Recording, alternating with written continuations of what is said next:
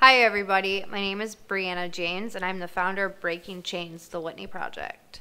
I basically spread awareness about addiction from self-experience and the experience of others as well to help people that are dealing with mental health, addiction, and abuse.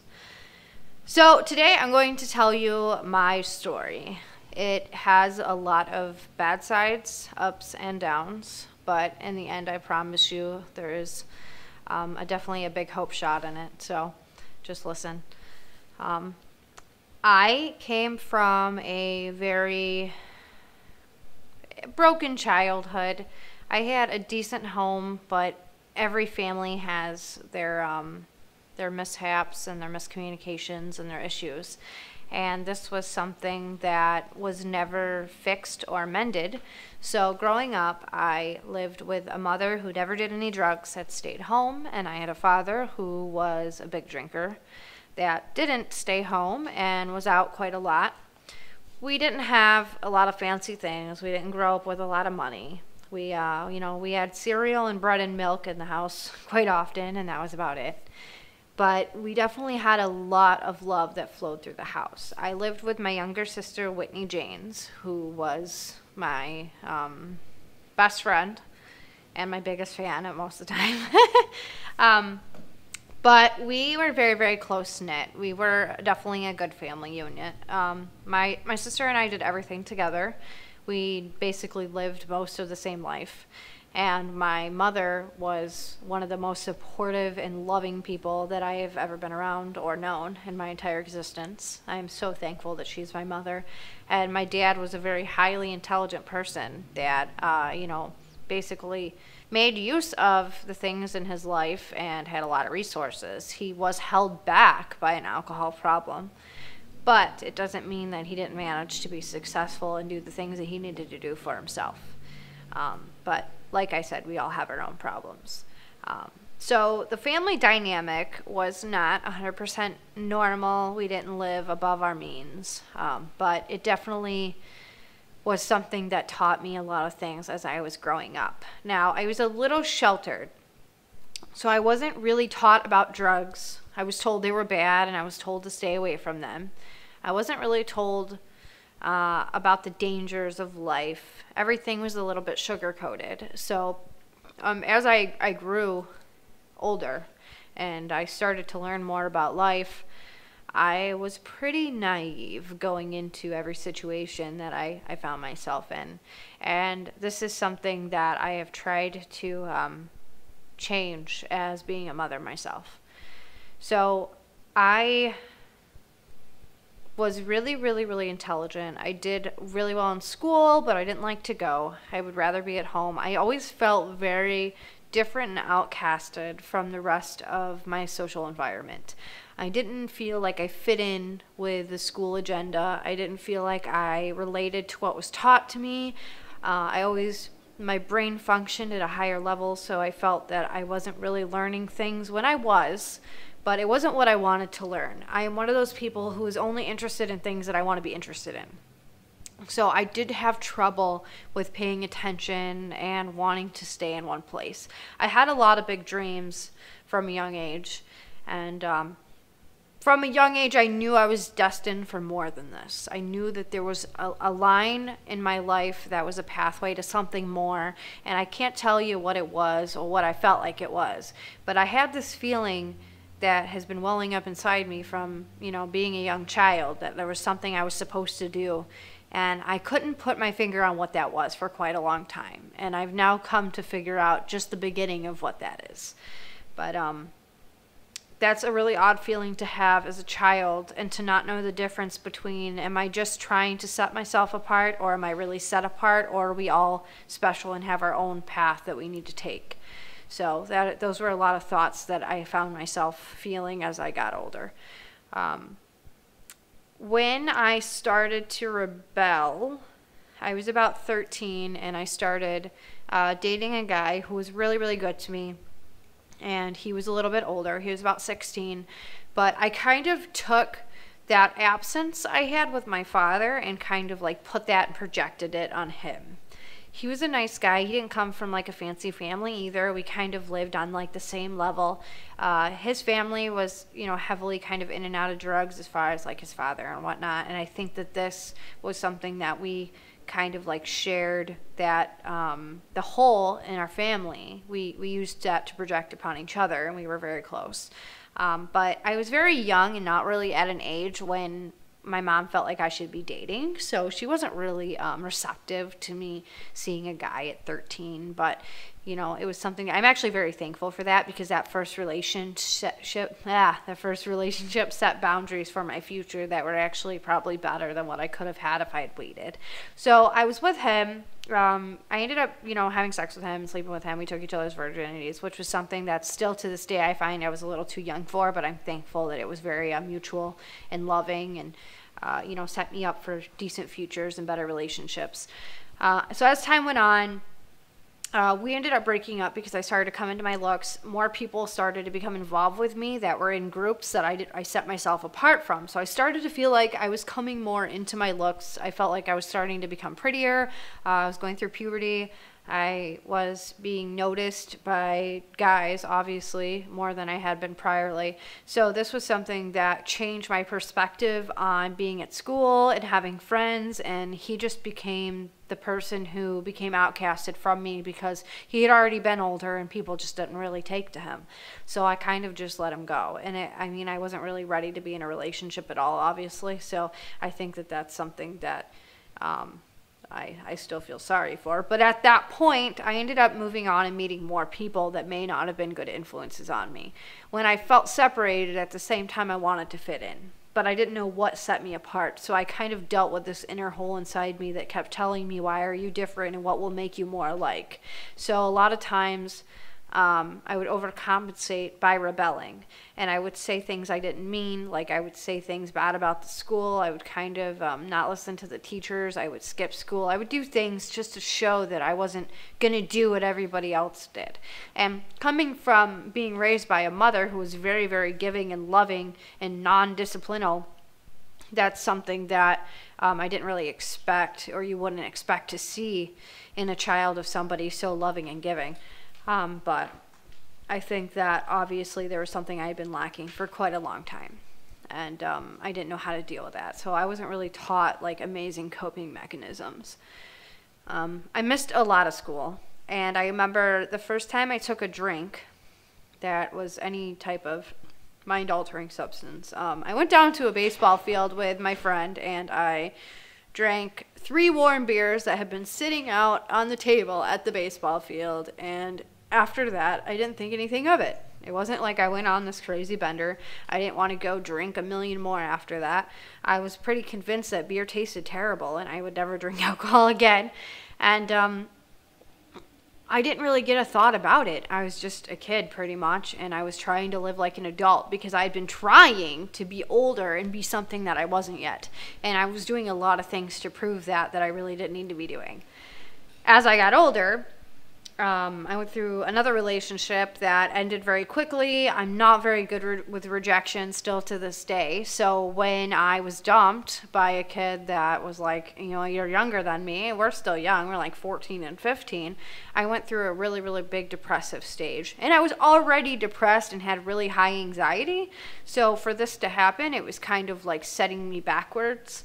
So I started smoking cigarettes to try to like make him mad, even though he couldn't see me doing it. Makes no sense. And I wanted to fit in more to try to get over that. And I remember like I was thinking about killing myself at one point. I went on a vacation with my family, and I thought about taking like this whole bottle of pills. I don't know what they were. I found it in like my uncle's cabinet.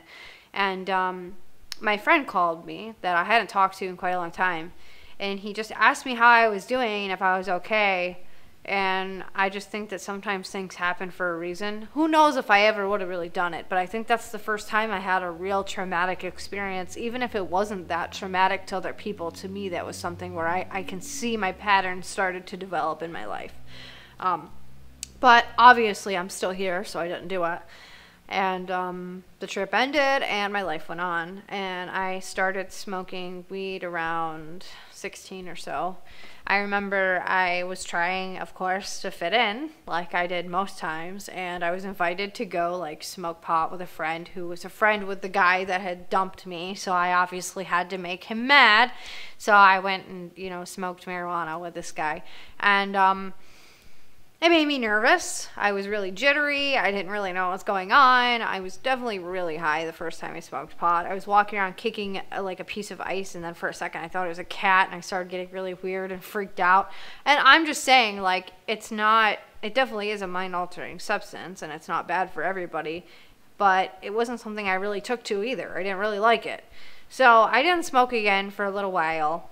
I started dating a guy that was heavily involved in drugs, but didn't really talk about it. So I wasn't really elated to know. I wasn't supposed to know. He didn't want me to know these things because now I was doing better in school. I was getting good grades. I was, you know, becoming really pretty. A lot of people started to like me. I was making more friends. At this point, you know, the whole drug factor had kind of like moved away, and I was not receptive to him using. When I found out that he was using, I would consistently get really aggressive and almost abusive with him because I didn't want him doing drugs because I didn't like it. And I don't know why I was so hypocritical about it, but I absolutely hated them. I didn't want him smoking pot. I didn't want him smoking cigarettes. And the whole thing to me became very, it's just kind of karmic because obviously that's not how my life kept going. So he ends up cheating on me several times, and I start to get that feeling again, like nothing I can do is good enough. Like it's just never going to work. And I was so desperate to be loved by somebody at such a young age, even though I was surrounded with love from my mother and my sister and the rest of my family. It was like there was something missing, and I was just trying to figure out what I needed. So from a young age, I was very codependent. My addictive behavior showed through, you know, even as I was like 8, 9, 10, I used to hang out with people and I would never want to leave. My neighbors I would spend every day with. We'd go outside and we wouldn't go back in till 8 or 9 o'clock. And I would sit there and think about seeing them again the next day. Like I was very, very codependent, and things that I liked a lot and had to do a lot of. And I would never stop doing them. And I would obsess, and my mind would cycle into the same thing until I found something else or someone else to focus on, because it was too hard for me to focus on reality and being healthy and all those things that we don't want to pay attention to.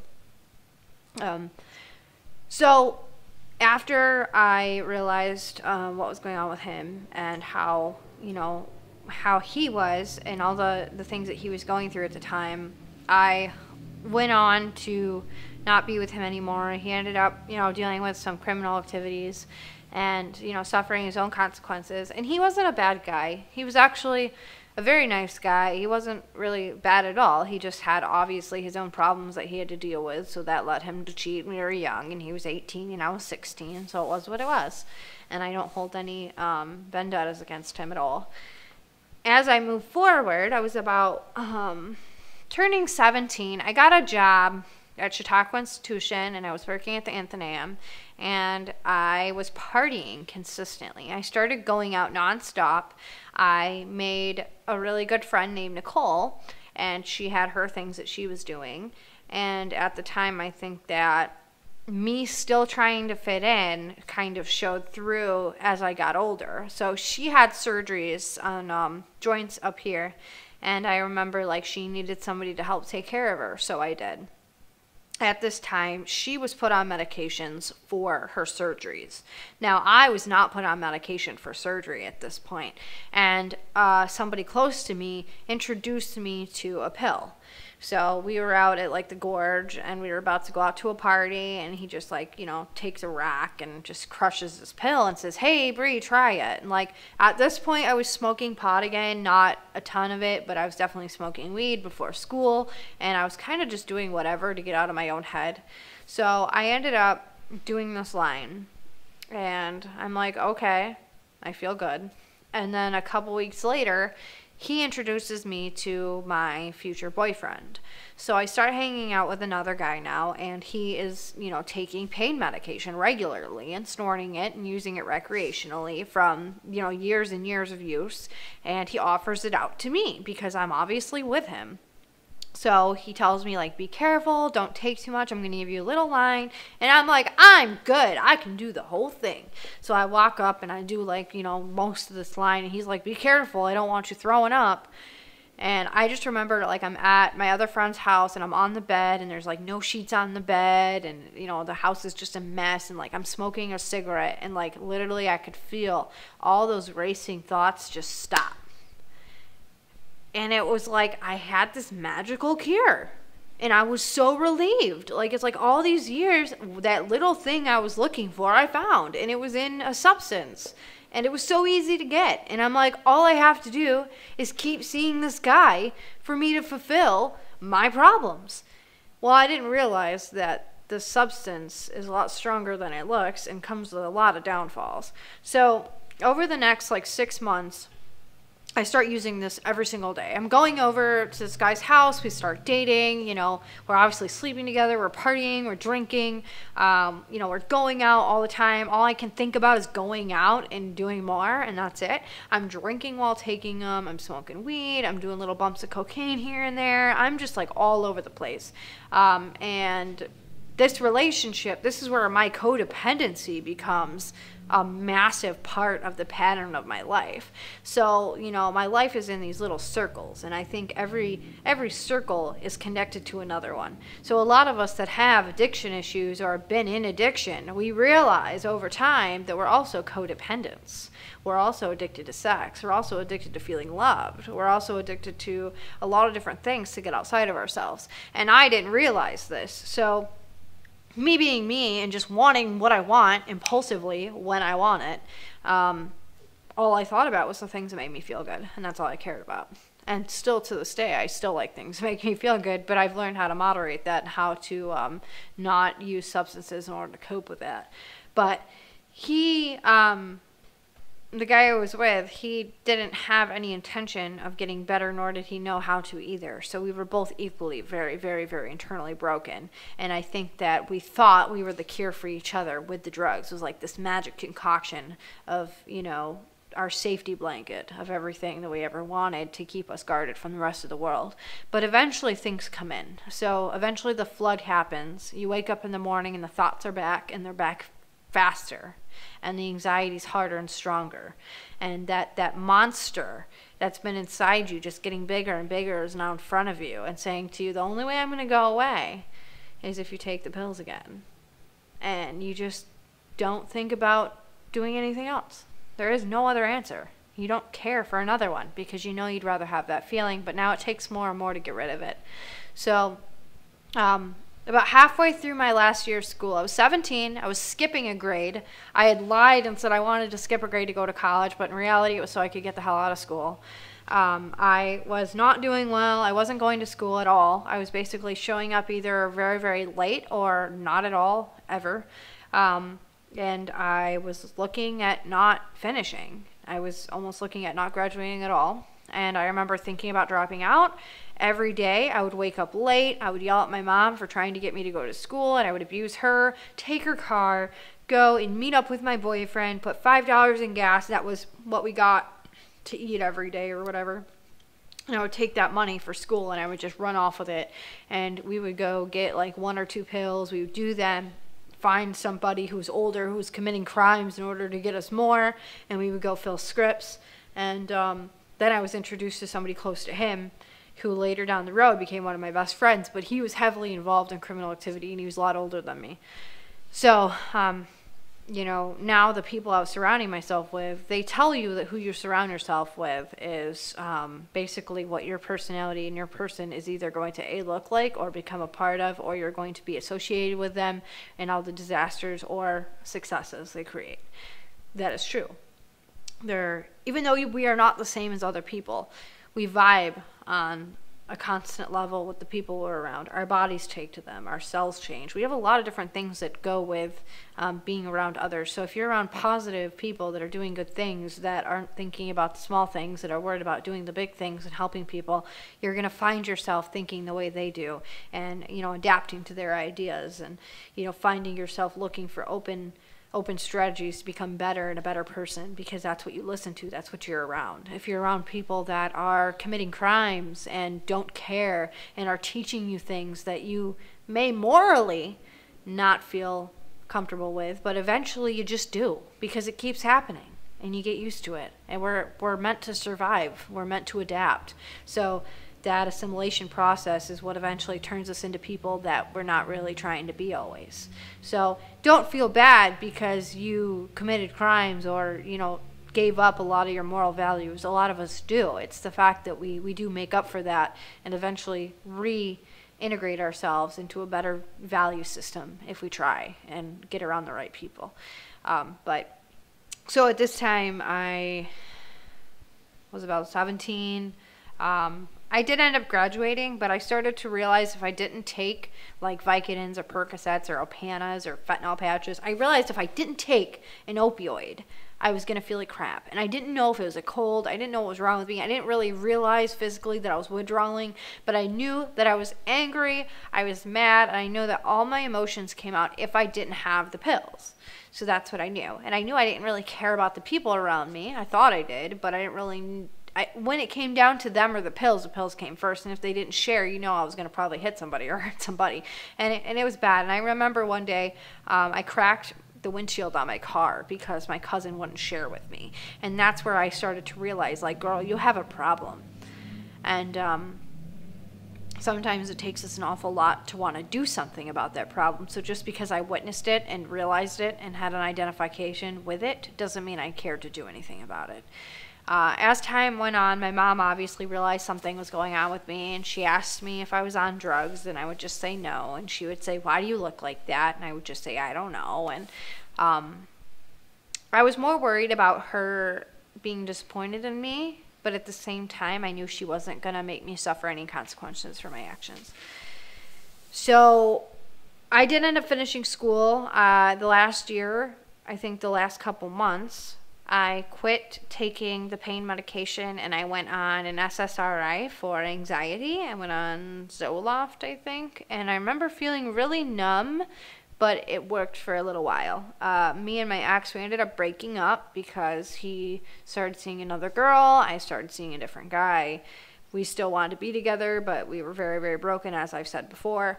So this, cycle of messiness and brokenness just kind of like came to a stop, because you can't really keep going on a one-way train until it quits, so it's got to end at some point. But we were still like very, very close, and we did want to be together, so it was hard because I wasn't really over that, and I still felt that rejection part of it. But as time went on, we started to basically try to get back to each other, and we would go and do things to try to hurt each other. But I ended up graduating with like a B average. I did end up getting my Regents diploma and finishing with no problems at all, even though I was severely depressed and going through a lot of different things. I was pushed through by my counselors at my school. They sat me on the other side of the building and made me make up all my work, and I am very, very grateful to this day that I do have a diploma, because if I hadn't had one, I don't know what kind of challenges would have been in my way, but I'm sure I would have overcame them. So after I finished school, I got back with the same guy that I had been with, and I ended up getting pregnant with my daughter during the end of the summer. I had enrolled in college, and I was still heavily using. I had moved into my boyfriend's mother's house. So when I found out I was pregnant, it was like there was this big dent in my party time, and I knew that I was not ready to have a child. So my first initial thought was, there is no way I'm having a baby. And I told my mom, I'm pregnant, I'm not having this kid, I'm not doing it. And my mom was like, I'm fine with whatever you want to do, it's up to you. And I sat there and I'm like, I've been drinking, I've been doing acid, tripping, partying, doing pills. Like, what if I have this kid and she comes out, mentally disabled, or something happens to her because of the fact that I was using? And I had to sit and really think about this. And then, I thought to myself, you know what, maybe this is my higher power's way of saying, it's time for you to quit. It's time to move on with your life. You can't just keep living like this. I had literally told my mom that if I died, I would be happy because I did everything I wanted to do in life. And that's not true. There's so many things that I want to do still that I'm mad that I can't accomplish all of them. So, I mean, at the time for me to say that is so ignorant, but that's how I felt. So, overcompensating for the things I really felt. But, so I ended up deciding to have my daughter. It was kind of just like a last minute thought, and we talked about it. And my relationship was horrible. I mean, it was a mess. We were very abusive. We were super toxic. We were, hitting each other, abusing each other. And then, like, the thought of having a child was so scary because I didn't know how I was going to do it or what was going to happen. I dropped out of college and I started working at a gas station. So I was in college to be a public speaker. And I didn't know what I was going to public speak about. So while I was in school, I'm like, what am I going to talk about? Like, what is my goal here? What do I want to convey? What am I passionate about enough that I really care about what I'm talking about? Because why am I going to be a public speaker if I don't care? So I almost felt like I shouldn't become one. And that's where I started to think, like, I know this is what I want to do. I just don't know what about. So I ended up dropping out, and then I started working a lot. I was working like 2, 3, 4 days a week, and I was becoming very pregnant. I was sitting in my room watching Grey's Anatomy. I wasn't doing any drugs. I had quit smoking cigarettes. I quit the whole ball game because I wasn't going to subject my child to my way of life. And I remember just praying to God, like, please get this child out of me safely, because I was so scared that something was going to happen. And I felt that I was not going to be equipped to be a mother. And this is something that they say most mothers feel this, but I knew in my heart it was a lot deeper than that. So I would tell my mom over and over again, I am not ready to have a child, and I am so scared that I'm going to screw this up. And she would say, once you have her, you're going to love her. You're going to be perfect. You're going to be a great mom. And, like, I'm just not very maternal. So for me, knowing where I was at in my life, it was very, very scary and frightening to think that I could have a child and not be equipped as a mother or be a good one. Considering what I had been through and all the things that had happened to me with a good mom, I couldn't expect her to come out normal, having someone who was messed up. So I knew that, like, I needed to be on point, or I needed to not at all. That was the feelings that I told myself. And I already knew that, like, the way our relationship was, we weren't going to last with my boyfriend. So we talked about marriage. We touched on it. He was still using, and I ended up having my daughter, and we moved back in with my mom. At this time, I was just happy to not be pregnant, not gonna lie. And I remember going out to a party, and I had a couple drinks, and my mom took her like the first week and was like, you can go out if you want. And she immediately enabled me to kind of do what I want again. But at the same time, it's like I didn't take to my daughter right away. And that's something that I do regret, but at the same time, I'm happy that instead of inflicting all my problems on her, that my mom was around to kind of pick up the pieces that I left behind. Thank God. But I started going out, and I remember people are like, I'm so proud of you, you've changed your life. But, like, I didn't really feel like I changed my life. And backtrack, I did find an AA book sitting on somebody's desk. It was like AA or NA. I think it might have been NA. And my cousin had been in rehab and left it on the counter. And I was like 9 months pregnant. And I picked it up and I read through it. And I'm like, oh my God, I'm an addict. I'm an addict. And I just, like, I felt like it was for me. Like, my higher power had dropped this book in front of me so that I could realize that something was wrong and I needed to fix it. And I read through this whole book, like, I kind of skimmed through it, but I'm going through the whole thing and I'm just like, oh my gosh, where did you get this book? And I'm looking at him like, you need to tell me where you found this. And he's like, they're everywhere, Bree. And I'm like, no, they're not. And he's like, yes, they are. They're everywhere. Just go get one. And I'm like, I want it. I want to keep it. And he's like, just have it. And I remember I forgot about it after, but I, like, had times where I remembered how that book meant when I first read it. So I definitely had a lot of little spiritual gifts that were given to me that I didn't realize. So after I had my daughter, I started to go out a lot. I made friends with a lot of people that probably weren't good again, and I became a CNA. And while I was in training, I had decided it was okay to reward myself once, so I did another pill.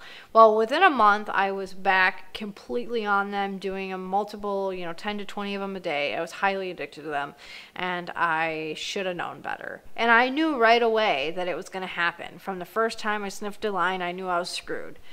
And I'm like, you know what? I'm just going to figure it out. I'm going to make sure it doesn't happen again. And it did. And it happened every single day. And I kept telling myself that I had pain, or I had a reason to take them, or I needed them, and I wasn't any different. So what's the difference? And I started working 70 hours a week. I went from weighing 180 pounds to about 110. So I definitely lost a lot of weight from working and taking these medications. People at work knew I was on drugs. They had no, they would rather me be there and work at the time than tell me the truth, but a lot of people knew what was wrong with me. And I started seeing a guy at work who was the food service director. He was also dealing with his own problems, but he was a really, really nice guy, and I think that he took to me because he knew that I was dealing with some of the same issues he did.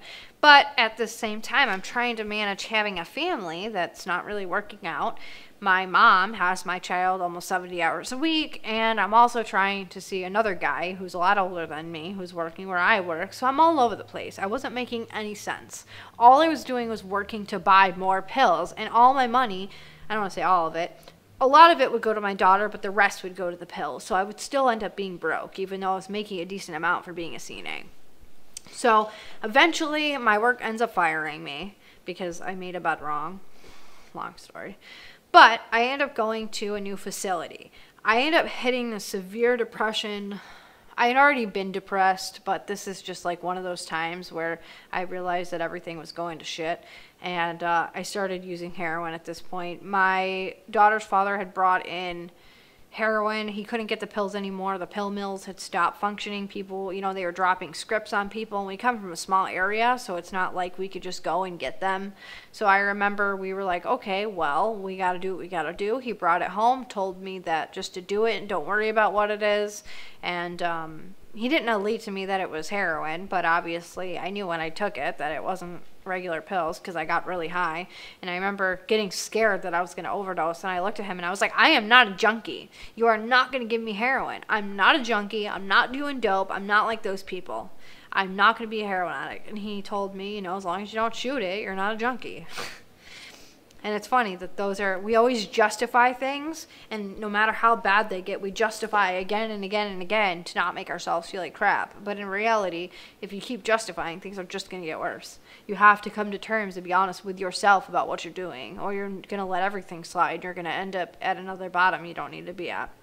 So, yeah, it was hard. I mean, it was really bad. Now, my sister had started using at this time. She was like 16 or 17. She was using everything I was, but undercover. She had been in an abusive relationship.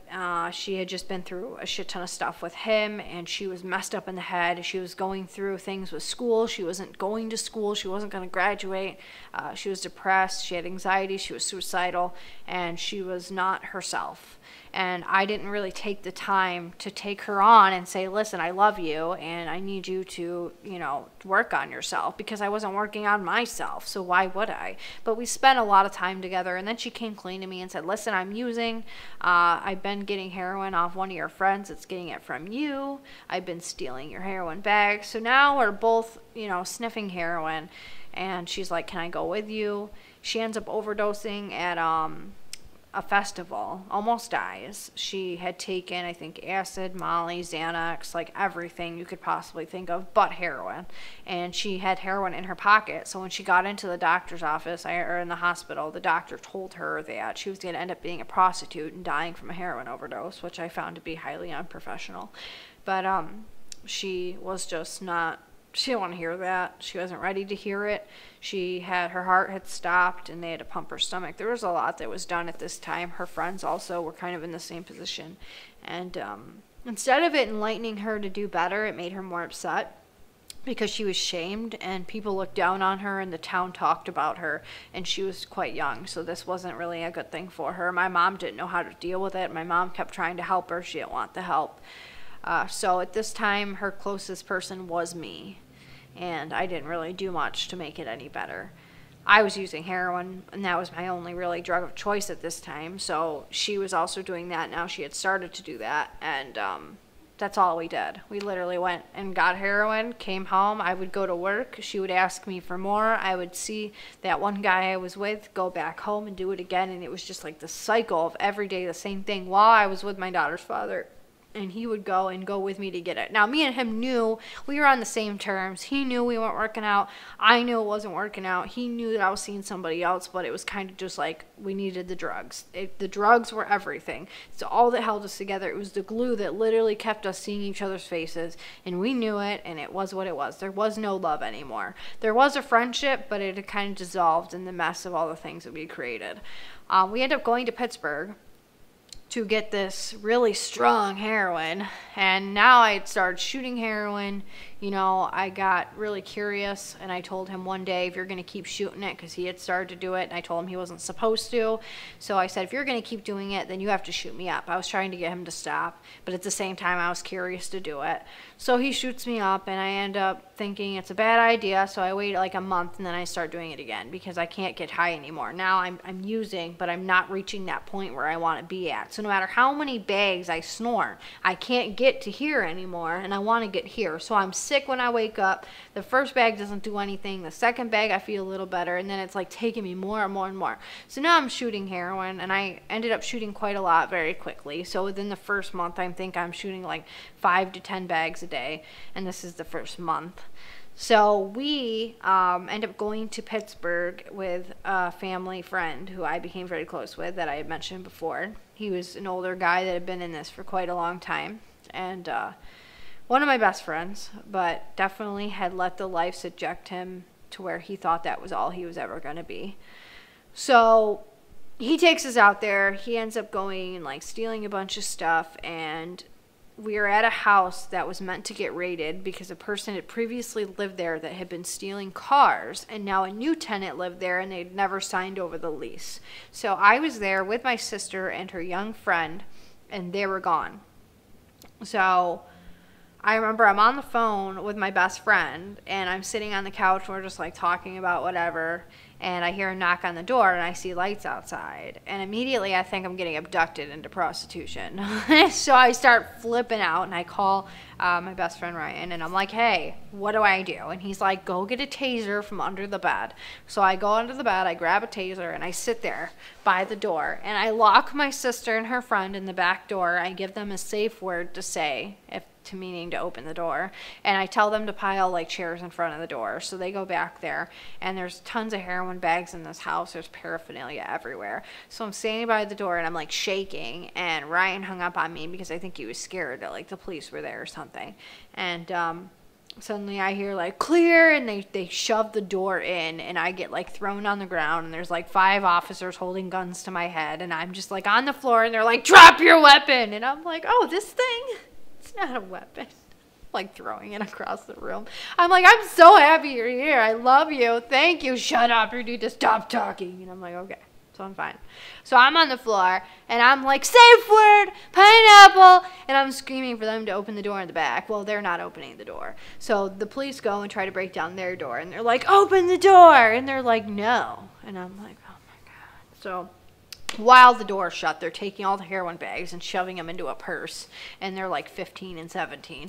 So I'm like 19 or 20, and I'm on the floor still, and they're like, so where is this guy? And they're showing me this man I've never seen in my life, and I'm like, I don't know who that is. So then they start asking me about the guy that lives there. Now, I don't even know his name either, because I just drove out here to get some heroin. I didn't know whose house I was staying at. So it ends up being an intervention. They sit us all on the couch. We explain why we're in Pittsburgh. They tell me they should have arrested me because I brought minors over the border and so forth.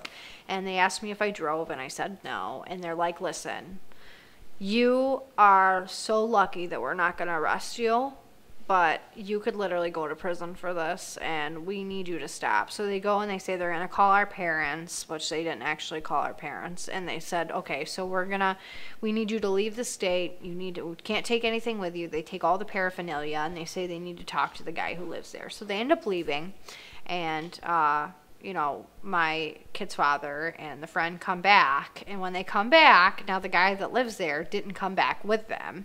As soon as they start walking up the steps, another guy, a neighbor, was drunk and came into our room, like our house, because it's an apartment complex. So he walked up the stairs and came in and sat down on the couch. So I'm calling Ryan like, hey, there's a random guy here and I don't know who he is. And he's drunk and he's telling me I got him arrested and I don't know who he is. So he shows up to get this guy out of the house. The cops walk in after and then bring us all to sit down for an intervention. So they try like arresting the two of them at first. Then they sit us down and talk to us about why we shouldn't be doing heroin. And I'm just really thankful that that happened, because even though it was really scary, it was a time in my life where I was like, okay, maybe I should stop this, because I was getting away with everything. And this is the first time anybody stopped me and said, listen, do you know what's going on? So they ended up towing my car because I lied and said I didn't drive. So in order to teach me a lesson, they towed my car and I had to walk 30 minutes to go get it in the freezing cold. And I eventually get home and I just looked at like my friend Ryan. I'm like, listen, this is bad. We have to stop. And he's like, I don't think I can. And that's where I realized like all these people that were older than me just were at a point where they didn't want to stop. They've gone too far. Their kids didn't know them anymore. And I didn't want that. So I started to work a lot. I was doing up to 50 bags of heroin a day. I had to shoot up just to get out of bed. I had to shoot up to shower. I had to shoot up to do my makeup. I had to shoot up to go to the store. I just didn't know. And I thought it was normal. Like, I normalized everything. I'm like, okay, I'm going to do my heroin. Then I'm going to go and get some food. Then I'm going to go and play with my daughter at the park. Then I'm going to go and sneak off and do it again. And I made everything seem normal in my own mind. And I told my mom that I was addicted to Suboxone, which was a lie because it wasn't actually Suboxone, it was heroin. So I kept trying to prove to her it was Suboxone and not heroin, which wasn't working out too well. Now my sister's shooting heroin as well. And I told her, like, I need help. I need to go and get on a program, is what I said. So, my work confronts me about my drug problem. They're like, listen, we know that you're using drugs or you have a psychological issue and we want you to go to treatment. They offered me 2 weeks of treatment. I decline, and the next day I call up the American hotline and they say they're going to send me to Florida. So I talked to a guy named Justin, and he's like, hey, I can help you. It's going to be like a vacation. You've been to work for 11 months, so you can use your FML, which is a lie. And he said, so they're going to keep your job. All you have to do is pack up and go tomorrow morning. So I get off the phone with him. I tell my mom. My mom's like, why are you going to Florida? You can literally go to rehab here.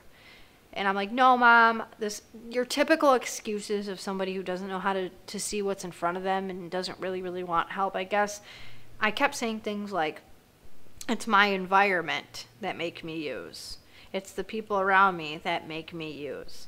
It's my job's stressful. That's what makes me use. I make me use. That's the truth. But at the time, I was saying that if I went on this magical vacation, I was going to come back cured. So I took advantage of it. My insurance covered it. I was under my father's insurance because I was like 19 or 20. So I end up getting on the plane the next day, and I fly down to Florida by myself. I get admitted into like some Miami detox center. And I remember it was beautiful. Like, it was one of those places out of a dream. And I thought I was like in Hollywood. And I was just so proud to be there. Like, I made it. I'm at the best detox in the U.S. I made it in life. And that's really how I felt. And it's so crazy to think that I felt that way. Because no, you did not make it. I mean, sure, you made it to detox. You didn't die on the plane ride over. But no, you didn't really. So I get in there. And I'm just happy. I'm happy I made the step. But I know I wasn't really serious about it. I think I was more serious about how I looked to the people I worked with in that other side of my life, because people were getting on me for using. So the next day I wake up. I had taken Suboxone far too early. They gave it to me after like 6 hours. I had slept the whole plane ride over because I did 12 bags of heroin at once and almost died on the plane. So I was out like a light. And I remember going into precipitated withdrawal, very bad. I was extremely sick. They wanted to ship me out because the thing is, a lot of people lie that go to these treatment centers. A lot of them don't have real addictions. They basically want to coax other users into coming to their halfway house or their treatment center. So they go in with no real habit and they talk to all these kids like there's one of them and tell them, hey, if you come here, you're going to get paid. So when I got this sick, rarely did they see people really in there for terrible detoxes. And I was coming off a high amount and they really thought I was lying. So at this point, I'm 100 pounds soaking wet. I look like crap. I feel like crap. I'm on the floor thinking I'm going to die. I haven't pooped in a month and a half. And I'm like, okay, well, this is where I'm going to die. And I remember feeling like all I could do was pray. And this crazy thing happened where on my flight down to Florida, I was in a smoking room and I met a guy and he sat down beside me and he said, hi, my name is Sean and I just want to talk to you. And I'm like, what do you want? Because here I am and I'm like, why is this random man trying to talk to me? And he said, I'm not a cop, so don't get scared, but are you going to Florida for treatment? And I'm like, what is it to you? And he said, well, normally I would have taken a packet of cigarettes, but seeing as you have a carton, I'm only going to ask you for one because I'm in recovery and I have 2 years clean. And he starts telling me about all the scams in Florida and how I need to get a sponsor that's a female like myself and how he felt like God had directed him to me. So I'm just looking at him like he's nuts. And he hands me his big book that he's had for 2 years, writes his name and his number in it, and hands me his 2-year medallion. And he says, I know you're going to make it. And I remember I'm like, okay. So he gets on the plane. We find out we're on the same plane, and he switches seats with the person sitting next to me. And when we get off the plane, he makes sure that the place was real that I was going to. He helps me get there. And basically, it was almost like, it was like a little angelic moment for me where this person came and just looked out for me the whole ride to Florida. So it was really nice because that mattered later. So now when I'm sick and I'm in the detox and I'm turning the heat up and I feel like I'm dying and they're giving me shots in my ass and I'm just naked on the floor of the shower, I'm like, I need to read the book. So that's what I do. And I roll out and I grab the AA book and I just start reading it. And I'm like, I don't care if it's Alcoholics Anonymous and I'm a heroin addict. I just need to read it. I just need the recovery. So I'm sitting there like shaking in my bed and I'm reading this book and like I don't want to say it took the pain away, but it kept me occupied. So after 7 days, I decide I no longer want to go to a treatment center. And all these people are trying to convince me to go to a halfway house or go where they're going. They love me. Oh, I'm so pretty and I'm so special and all these people want to be my friend.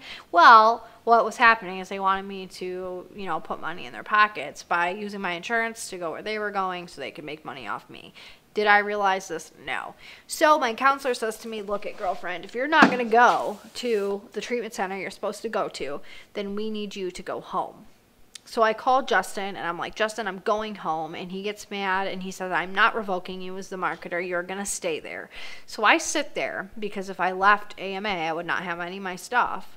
I had to wait another, I think, 7 days. I was there for a total, I can't do math. I think it was like 5. I was there for 11 days. So I had to stay an extra 5 days not being sick because they wanted to run my insurance as long as possible so that they could use that money because they were not going to make the money from me going to the treatment center. And they paid for my flight down, which is actually not a good thing, I've heard. But so when I decided to go home, my mom pays my flight back home. I fly back to New York, and as soon as I get home, the people I was using drugs with pick me up. Previously, I'd been also selling heroin, so I was going to meet these people, and I was on a front every day. They were my close friends, and then I would go sell for them and come back home. So they picked me up with no intention of letting me do any heroin. They just wanted to pick me up so they could make sure I would do okay, but them being heroin addicts and selling heroin too, that was really all in good intention, but wasn't going to work. So immediately they offer me wine coolers and say, listen, we'll let you drink, but you're not going to have any dope if that's what you want. And immediately I got rebellious and decided to do it anyway. So as soon as they walked out the door, I ended up shooting a bag of heroin to convince myself I was withdrawing from the Suboxone they gave me in the detox, and I was back on another bender. And this lasted for about a month. In that month, I ended up taking the car that my dad had given me. I put fake plates on it, and I stick stickers in the window to make it look legit. And I start helping my friend get really involved in some pretty heavy criminal activity that I can't disclose because I will probably end up in a bad situation if I do, but it gets really, really bad. He starts doing these check cashing schemes that aren't involved with me, but he ends up getting caught on radar at Walmart, stealing from Walmarts, and they end up putting a warrant out for him, and he says, listen, girl, I am going to get locked up. I need you to go and get clean now.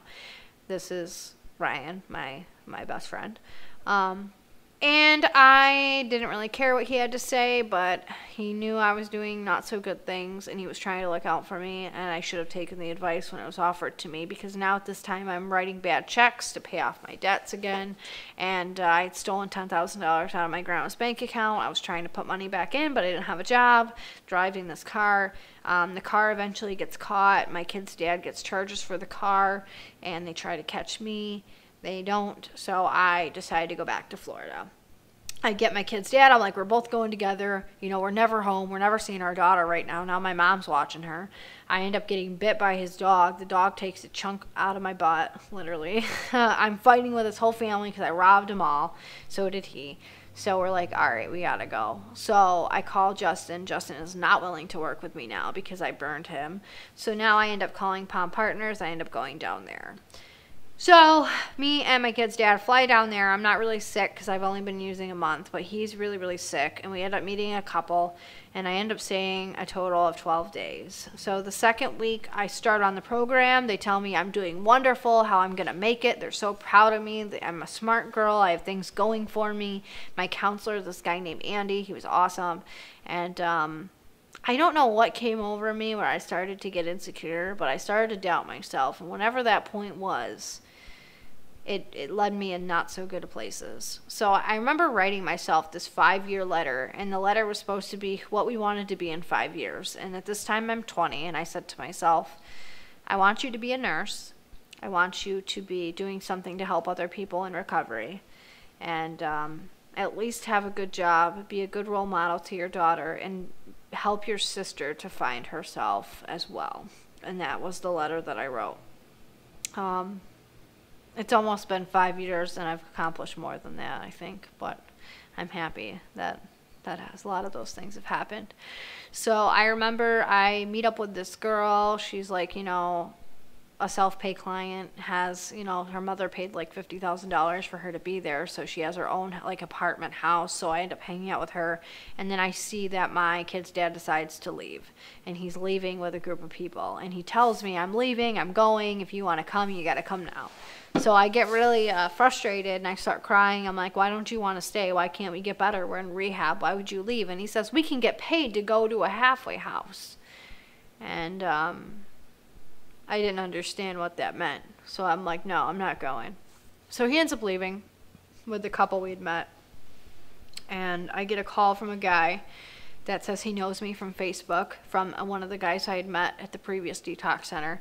And he says, hey, if you want to leave or go to a halfway house, I'll pick you up.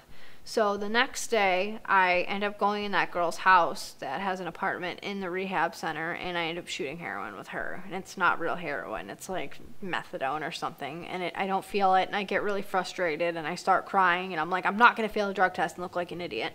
So I call that guy, and I'm like, listen, come pick me up tomorrow morning. So I meet this girl from Buffalo who's the same age as me, and she's like, I'll go with you. So they give us our phones in there. The next day, he shows up, we climb the fence, and I end up leaving. This guy is drunk from the time he picks me up, and he's like, who's going to sleep with me for some heroin? And that's like the first thing he says. And I'm like, not me. It's not happening, because that just wasn't my thing, thankfully. And she accepts. She's like, I will. So me being selfish, I'm like, shit, if you'll do it, I'll just take the drugs, and we'll split it and whatever. So he ends up taking us to a hotel, and I'm a little confused because I thought we were going to a halfway house, but I'm assuming that that's where he's gonna do whatever. So we go in, and now he's been telling me to drink, so now I'm drunk, and we go inside, and he hands me a pill. He's like, oh, it's Molly. And I'm like, okay. So I take it, and like I black out. Now whatever happened in that time span, I don't remember it, but from what I'm told, like, I ended up sleeping with this guy or, like, something along those lines, or he took advantage of me or something. Basically, it's like he drugged me and raped me, if we're really going to be specific, but I probably played my part if I was somewhat conscious. I don't know, because I don't remember any of it, but I woke up like it was in the middle of the night, and she's sitting up on the bed with like a needle in her arm, and she's like falling out like she's dead. I just don't know what to think at this point. Like, I have no clothes on. I'm like, what the fuck is going on? So I go up to her and I'm like, you need to wake up. And I start smacking her in the face, and like immediately she's mad and she thinks I took her heroin. And I'm like, no, you're like passed out. Like, you look like you're gonna die. You were not conscious. And she gets mad at me and she's like, what's going on? And we're both just really messed up at this point. She was more used to that kind of thing, so I don't think it struck her as that much of a shock value as it did me.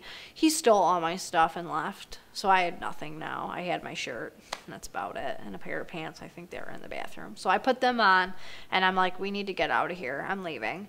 So she starts walking with me. As soon as I get on the road, the police stop me and start frisking me and calling me a prostitute, and they start searching me and like grabbing me and like touching me everywhere, and I'm immediately just messed up in the head, and I start flipping out and crying, and I'm like, I don't know what the fuck you're doing, but you're touching me in the wrong places.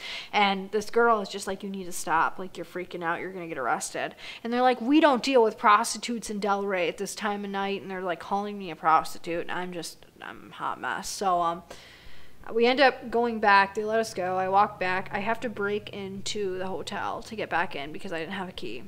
So we end up breaking back in, and she's like, I'm gonna find someone to sleep with for more dope. And I'm like, great. So I end up knocking on every door, like at this hotel, begging someone to take me home. And everyone keeps shutting their doors on me. There's a silver truck parked outside outside the hotel. And this guy gets out, and he's like, hey, do you need help? Do you want to go to a halfway house? And I'm like, I guess so, if it's safe. And he's like, yeah, I'll take you. I'll just take you both. And he gets me in the car. He's like, I'll show you the halfway house. And he drives me there. And as soon as we get inside, like, he's shooting crack in the bathroom. And I'm like, what is going on? And I'm like eating the food out of the fridge because I'm starving.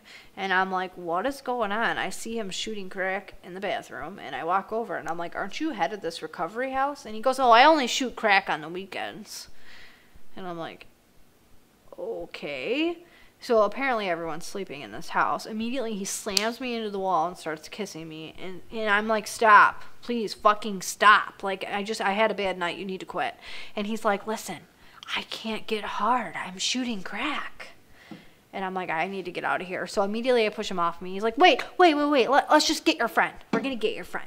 Because I'm going to get you in here tomorrow. You're going to be in the halfway house. We're going to run your insurance and everything's going to be fine. So we end up leaving. I let him take me back to the hotel. She is screwing an 80-year-old guy for heroin. And I'm like, this has to quit. And he gets up and hands me the heroin. So immediately she's like, give it to me. And we start arguing over it. And I'm like, I'm taking half. He gave it to me. So this other guy's like, when are we leaving? And everybody's just, and they know each other. The weird part is like, this guy knows this guy. And I wonder if he knew the guy that was taking us to the hotel in the first place over all of this. So we end up going back to that halfway house. There's like 2 beds. I end up going to sleep. Luckily, that guy doesn't bug me again. He ends up sleeping with her. And then in the morning, we end up walking out, and he's like, all right, listen, I'm going to get you in. And I'm like, I don't want to go. I'm like, I'm done. I don't want to go anywhere with you. I want to call my boyfriend and go back to him. I'm done with this shit because I'm trying to, like, I'm on a strike with him because he left me and I'm pissed off. So I try getting a hold of him, and he won't answer the phone. And this guy throws my phone. He's like, no, you can't use your phone, and takes my phone. And then the manager shows up and tells me that guy didn't even work there.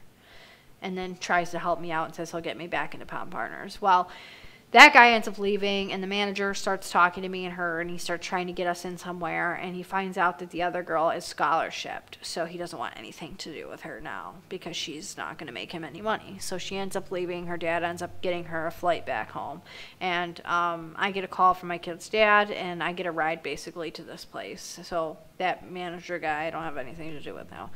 So I end up going there. I find out they've all been doing heroin while I was gone. So now we all have to go to detox because we're all going to test positive. So as soon as I get in, the guys that works there, he's like, you got to go to detox.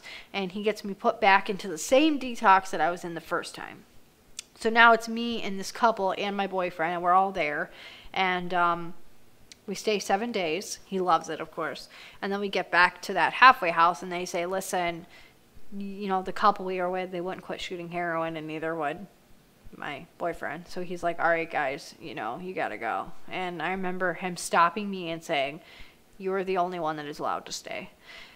And I was like, no, I'm not going to stay. I have nobody here. I'm like, I want to kill myself. I don't want to be here. And he's like, just stay. You've been through a lot. We want to keep you. We can't keep them.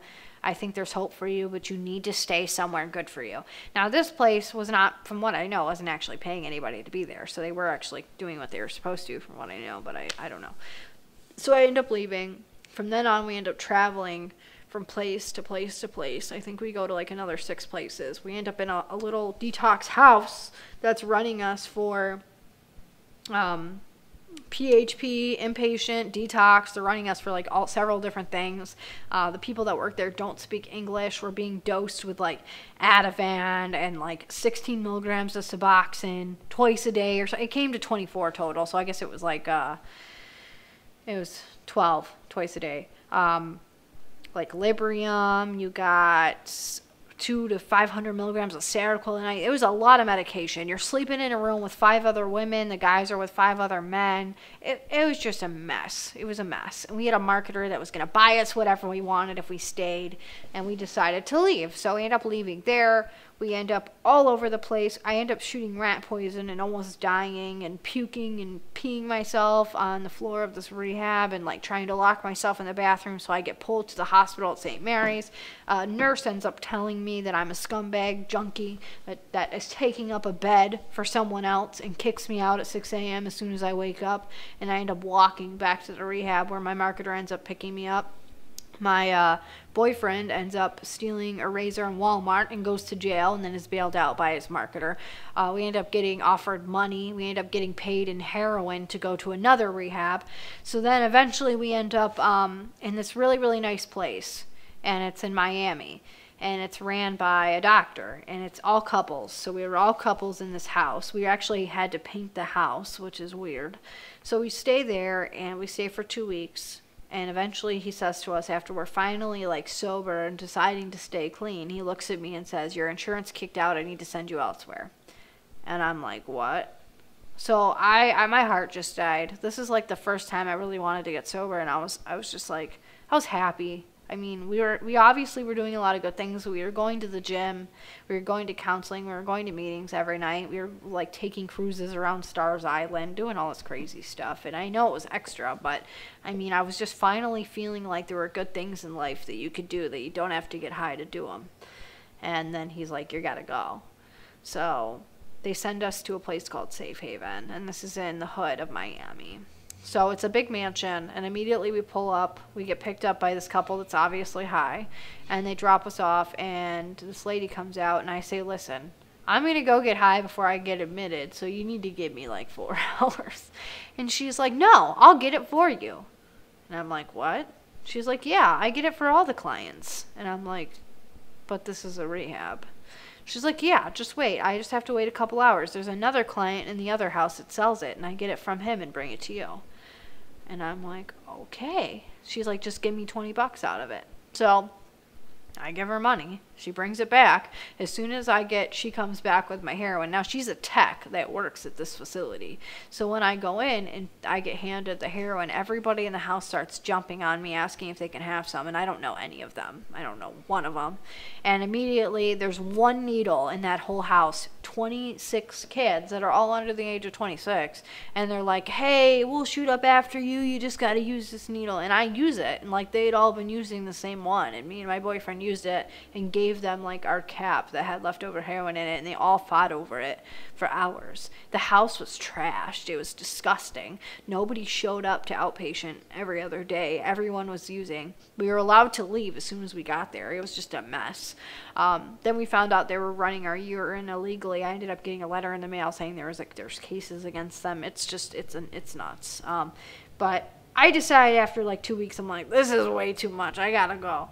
So I get me scholarship to New Haven, which is in like Okeechobee. It's a detox. We end up going there. We meet another couple that just met each other. So there's a guy named Nick or something like that, and Kate. So we end up going off with them, and we end up leaving. I don't want to leave. I say I don't want to leave, but they leave without me. So I end up going with them because they decided they're already gonna go. So we had taken a bunch of packs of cigarettes, and we end up going to a Publix, and we meet a girl, and she says she's in recovery, she's 9 months clean, but she's drunk. And then she asked me, where can I get heroin? And I'm like, I'm not getting you heroin. And immediately the guy I'm with is like, yeah, we are. So they take control of the situation, and I'm like, this is just getting dumber by the minute. So we sell the packs of cigarettes, we go with this girl, and she can't find her dope. We end up getting heroin, and she can't find it. So I'm like, all right, listen, I'll give you some of mine. So I lie and shoot her up with water. This girl falls out and overdoses, and I don't know how. It would be, I guess, from what was left in it. So she ends up going to the hospital. We end up dropping her off there, and we tried getting ourselves into a center. So I end up getting us into this center, and we go to another detox. So now we're kind of like in the midst of a lot of stuff. The guy that's with us was committing insurance fraud, lying about his age, and he was apparently helping in prostitution. So when we get there, they immediately kick him out. They keep us. They ask us what's been going on with all these situations, and, you know, we're, like, pretty honest about it. And Kate, the girl I was with, she was, like, 18. So I ended up becoming very, very close with her. You know, I kind of look out for her like she's a sister, and we both ended up going to, like, this psychic class, and I remember the guy turned to, like, both of us, and he said to me that I was going to become a caretaker and work in a job like nursing, and that I was going to go on to live a good life, but I had to stop doing everything for other people, and I had to look out for myself. And then he looks at her, and he says, you know what, you're a beautiful face, but beautiful faces die young if they're not careful. And it was just weird. It was an odd situation. But we end up separating about a month in, and she ends up going to a different place in that area. And the place she ends up going, she ends up dying after she leaves, and she overdoses at 18 years old. So she ends up dying the following July. I end up going to a place by Boca Raton or something, and they end up separating, me and my boyfriend. So I end up going to an all-girls halfway house because that's all my insurance would pay for. Immediately, they're like, you need to get a job, you need to get a home group, you can't just lay on your ass all day and do nothing. At first, I tried to get away with that. So I tried to just sit on the computer and sleep all day and do whatever I want. And they're pissing me off because they're telling me what to do. And I'm like, I'll just leave at any time and you won't get my insurance money. And they're like, you know what? We need you to pay real rent. And my brain is like, rent? Why would I pay rent? I have insurance and this place is a fraud capital. Like, why do I need to pay real rent? I'll go somewhere else. So I find out my boyfriend left and went to a place that had a Suboxone program. Immediately he's like, they got a sub program, it's awesome, you should go here. So I think about it and I'm like, well, I'm gonna stay a little while longer. So I spent a full month at this place. I end up getting a job at a call center that I find out is a really big scam center, and then the boss decides he has a crush on me and wants to pay my rent if I stay working there, even though I haven't made one sale. So they decide that they have to let me go from there because they don't want me working somewhere where I'm going to end up getting raped or something. So I end up not working there anymore. I do start going to a bunch of meetings, and I start to really like the recovery world. Like, this is where my first taste of it, because the first meeting I went to, I was told not to speak. I was told that I was an addict, not an alcoholic, so I shouldn't talk, and I decided I hated meetings after that. So this one that I went to, I was greeted with a lot of love. There were a lot of good people, you know, a lot of young people, a lot of old people. They had a lot of speakers. The speakers didn't have to have, you know, a year. I know they were a little early, but either way, I really liked it at this time. So, I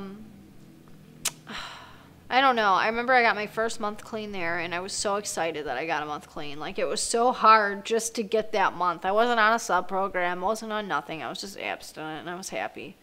And something happened, and I don't remember what it was, but I think it had to do with my friend Ryan. He ended up, like, turning himself in or something, and I got really upset about it because he was my rock through all this. He would call me and try to give me advice, and I wouldn't listen, but, like, he really tried. He wanted what was best for me, and I didn't listen a lot of times. But you know, he was so scared for my life. He would call me and say, come home, I'm so worried for you, and I wouldn't do it. My mom was worried through this. She was sending me money. She was scared I was on the streets. I couldn't find my ID, so I was scared I couldn't fly back. It was just a mess, and I would lie to her about where I was constantly. My family was just shooken. They were so worried. They were shook, I think is the term better. But so I ended up going to that place my boyfriend was at. Well, no. Yeah, there was a Suboxone program, but they were all doing heroin when I get there. So immediately I end up relapsing because my insurance doesn't cover the Suboxone at all, and now I'm triggered. So I obviously haven't developed enough coping mechanisms to stay sober. So I end up shooting the heroin as soon as I get there, and I'm like, damn it, I need to go back to detox, because that's how I felt. Like every time I relapsed, I knew I had to go back to detox and try again, which is probably the only good thing that came out of that. So I end up getting us into a place, New Haven again. We end up going there, and I end up flying home from there. When I get home, everybody is expecting me to be this new and improved me, you know, be in recovery, ready to go work again, and, like, be a good mom, and, like, I am just shot out. I mean, I'm a mess. I'm, like, mentally screwed. I had met the worst people I've met in my entire life. I literally had barely any people actually care about my well-being at all. And I just did not care about myself. I wanted to die. That was it. I didn't care if I lived. I didn't care if I died. I just didn't care. I didn't want to care. I didn't want to feel things anymore. So immediately I get home, and I have my best friend who was here with me today drive me to Jamestown so I can get dope, and I lie to her and say I'm getting picked up by my sister. Then my sister comes and picks me up. She immediately sees that I'm high and tells me, hey, guess what? Your refund check came in. You want to go spend it and go get dope from Erie? So the next day, what do? We go to Erie. Now, my friend Ryan, I see him, and he's a mess, and he's involved in all this criminal activity, and he had turned himself in, and he was out, and he was about to go back again. And I'm like, why am I doing this? And I just didn't care. Like, I wondered, like, what was going to happen. I didn't know if I had a future, and at this point I'm like, fuck it, I'm going all or nothing, because I'm just done with this shit. Like, I'm either going to kill myself doing it, and I'm just going to go hard, or I'm not at all. So I start writing these bad checks to dudes that want to sleep with me, because now I got a vendetta against men. I'm like, I'm going to fuck all y'all over. And that's really how I felt. I'm like, I'm done with it. I'm not going to let any of these men step on me, and I'm going to get my money without sleeping with them. So I'm going to lie to them and pretend I'm going to sleep with them, and then I'm going to take their money. And that's what I did. So I start robbing guys. I start writing bad checks to guys that are like 40, 50 years old that think they're going to sleep with me. And I just start taking all this money. Now I'm racking up all these bad checks that obviously come back to me. So it's not like legally I'm not going to get caught. And I know I'm going to get caught, and I don't care. I'm giving my sister like 10% of the money. I'm giving her her heroin so she shuts up and quits bullying my family. My mom is like, what are you doing? And I'm not coming home because I don't want to be a bad mom, because I already know I'm not a mom, so why even try? So I literally am just living to shoot dope, and that's all I care about. And I'm not mean, I'm not evil, I'm just not caring, and that's it. And my sister is a hot mess. My boyfriend's, bullying me into getting him shit. And he's letting me write all the checks, telling me he's going to take half the charges when they come up. Yeah, okay. So, finally my day comes where they end up picking him up. They arrest him from some heroin selling charge from before. And my grandma says, you're not taking my granddaughter. You need to talk with her before you're allowed to arrest her. So they talk with me, and they say, listen, and this is really nice of the police. They're like, you're going to get a warrant. You're going to get a lot of them. And try to pay those people back. And I'm like, I can't. And they're like, what do you mean? I'm like, I just can't. It's a lot of money. I don't have it. So my mom's like looking at me. She's like, how much money is it? And I'm like, let's look it up. So they leave. They don't arrest me. And we sit down and write it all out. And it ends up totaling over $50,000. And my mom's like, why would you do this? And I'm like, I don't care. I don't know. I can't. So I pray to God. I end up laying in my bed. And I'm feeling like shit. And I took a Suboxone too early. And I'm in precipitated withdrawal. And I shot it up. And the goop was super nasty. And I thought I was having a heart attack and dying. And I remember everything was flashing before my eyes. And I thought I was ready to go. And I don't end up dying. So I look at my ceiling. And I'm like, you know what? If you aren't going to kill me, then fix me. Because I can't do it myself. And I just pray. Like, just do something. Because I can't. And with like 2 days later, I'm going to pick up my boyfriend and bail him out of jail. I'm talking with the bail bondsman. I got to be there at 4:30. Me and my sister go to Erie, and this is a little ways away. And we go to the park, and I pick up the dope from my guy. And she says, can you drive? I don't feel good, because I didn't have a license, and she had been driving. And I'm like, all right, I'll drive. So I meet this guy at the park, and he's like, hey. And he's like, I saw you get in that car. I just want to tell you that I just got done doing a 4-year bid for stealing something from the store. And he's like, PA is not a place to mess around in. And I just want to let you know, like, you're beautiful. You're worth a beautiful life. And he's like, I see, like, you're with your sister. You got a little sister that's looking up to you, and I just want you to do good. And I know that I don't know you. He's like, but this is my number. If you need anything, you can call me. And I'm like, okay. And he's like, watch out. The cops are out there. And I'm like, okay. Now, at the same time, my dealer said to me, I care about you. You've lost over 30 pounds. You've given me over $25,000. I'm worried. You need to leave the state. And he looked at me and he said, your kid right now, she needs to be with someone good. You need to go because you're looking at a lot of prison time. And coming from the guy that was giving me my drugs, him telling me to leave with how much money I gave him, I mean, that's pretty bad. And he was like, I know that, like, I get a lot of money off you, but, like, I care about you. And I mean, it's weird because, like, in this world of drugs, some of us do really care about each other. The drugs are there and they ruin it. And that's it, We don't really know how to care. That's a problem. We know what it looks like. We don't know what it feels like anymore. So, I'm like, all right. And I think about it, and I'm driving, and I get a call from the bail bondsman. When are you going to be here? Why are you running late? It's like 4 o'clock. I'm on the 86, so I start going like 85 behind this guy, and immediately the lights show up behind me, and I'm like, I'm fucked. So I pull over, and I'm like, I am so screwed right now. And I thought about lying and saying I was my sister because she's in the passenger seat, and I thought maybe they won't ask her name. So I thought about that. I'm like, maybe I'm just going to say that I'm Whitney. But something came over me, and I'm like, don't lie. Don't lie to these people. You've been doing enough of that. It's time to stop. So I tell him who I am, and he laughs because he's like, oh, girl, you're in for it. And he takes me out of the car, and he looks at my sister, and there's needles all over the car and paraphernalia. And he's like, just clean this up, go home, lets her leave. And he arrests me. And I start crying, telling him how I'm addicted to Suboxone and not heroin, and how I'm going to detox right away. And that's what I say, like, I'm going to detox tomorrow. And he's like, no, you're not. Stop lying. You need to sit for a minute. And he takes me to traffic court because obviously I don't have a license and I'm speeding. And the guy goes, I can't arraign her on a felony. She has felony charges. This is not a preliminary hearing. So immediately I get taken to Jamestown. The cop lied and said he didn't have my criminal history when he did because he thought I needed to go to jail.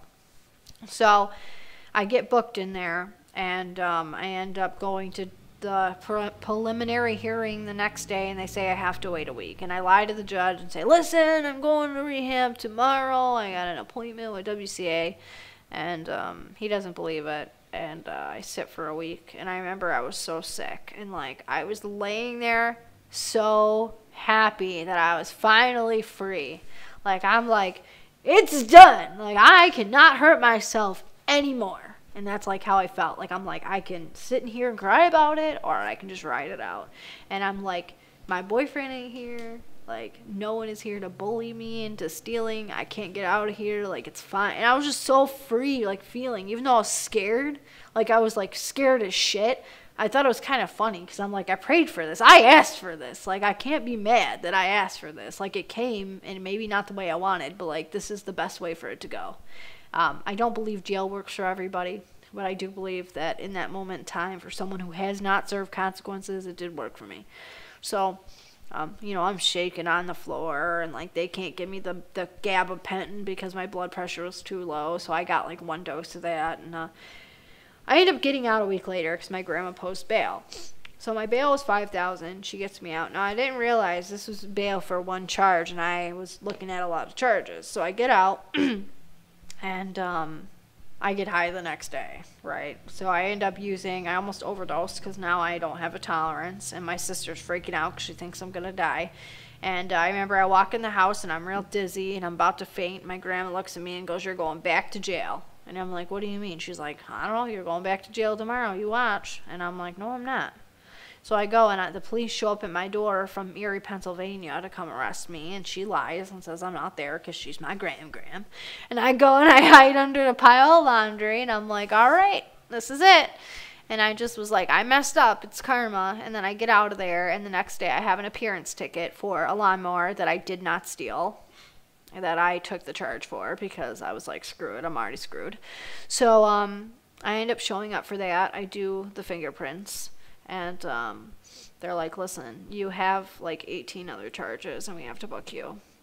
So I'm like, what? And I had my daughter with me at this time. So they're like, you need to call someone to get your daughter. So my mom comes, takes my daughter. I'm crying. And I'm like, I'm going to kill myself. And I'm telling the cops how I'm going to hang it up. And I don't want to be here. And this cop looks at me and he's like, you're beautiful. You're young. This is literally a blimp in the road of your life if you let it just be a blimp. But this is up to you. And he's like, if I put you on suicide watch, you're going to hate that. Just stop. Just chill out. Eat your food. It's nothing. And I'm like sitting there like, would you shut up, you know? And really, it meant so much now, but at the time I was so rude to him. And he's like, why did you write all those checks? And I'm like, so I didn't have to have sex with old men like you guys. Like, I was just so rude, and like he was so loving and nice to me. And I remember these things now, you know, that really meant something in the story of my life. So I ended up going to jail for another 4 months. Maybe it was like 3.5. And I end up with a total of like 32 charges. I have 10 in PA. I have over 15 felonies. I am a mess. I'm going to court every day. And I just thought I was getting railroaded. I'm like, I'm done. I'm going to go to prison. That's it. You know, there was nobody really talked to me about what was going on. I talked to the head investigator quite often because I had so many charges. I'd have to talk to him every time.